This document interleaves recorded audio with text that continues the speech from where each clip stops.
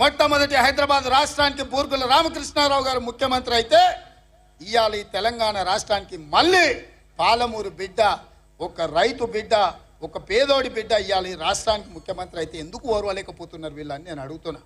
దొరల బిడ్డలే ముఖ్యమంత్రి కావాలనా? కేసీఆర్ తర్వాత కేసీఆర్ కొడుకే ముఖ్యమంత్రి కావాలనా? ఆయన తర్వాత ఆయన మైనోడే ముఖ్యమంత్రి కావాలనా? ఈ పాలమూరు బిడ్డలు కావడానికి అర్హత లేదా అని నేను అడుగుతున్నా. మాకేం తక్కువ? మా పాలమూరులో మేము కష్టపడమా? మా పాలమూరులో మేము అభివృద్ధి చేయమా? మా ప్రాంతానికి ఇవ్వంటే దాక్షిణ్యాల మీదనో అయ్యా మాకు నిధులు అని మేము అడుక్కోవాల్సిందేనా? మా సంతకాలు మేము పెట్టుకునే శక్తి మాకు లేదా? మా ప్రాంతాన్ని అభివృద్ధి చేసుకునే శక్తి మాకు లేదా? మా ప్రాంతంలో పరిశ్రమలు తెచ్చుకునే హక్కు మాకు లేదా అని నేను అడుగుతున్నా.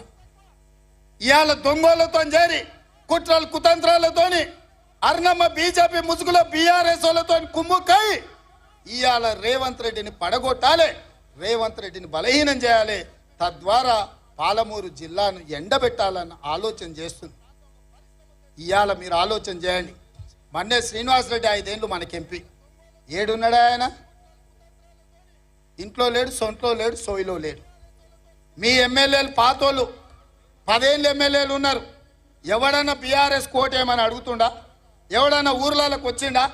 మిమ్మల్ని నమ్ముకొని మీ ఎంబడి ఉండి మీ జెండా మోసి మిమ్మల్ని ఎమ్మెల్యేలు చేస్తే ఇవాళ గ్రామాలల్లో బీఆర్ఎస్ కార్యకర్తలను బీజేపీలకు అమ్మేసి వాళ్ళ కింద గులాంగిరి చేయండి, తాబేదారులుగా మారండి అని ఒకడు పోయి రాయచూరులో ఉన్నాడు, ఒకడు పోయి హైదరాబాద్లో ఉండు, ఒకడు పోయి ఎన్నో కాంట్రాక్టులు చేసుకుంటారు. ఇవాళ ఏం జరుగుతుందో ఒక్కసారి ఆలోచన చేయండి.